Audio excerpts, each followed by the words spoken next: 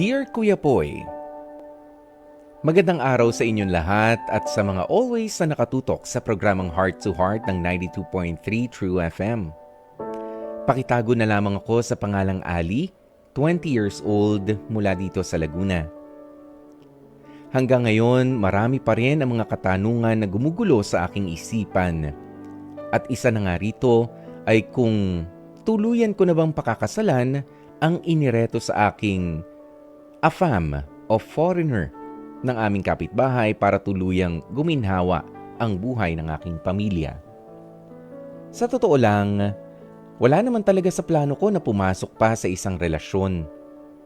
Nangyari lang ito matapos akong ibida at build up ng tiyahin at nanay ng kapitbahay namin sa isang AFAM. Nalaman ko kasing ang anak ni Nanay Helen ay meron ng jowang Amerikano.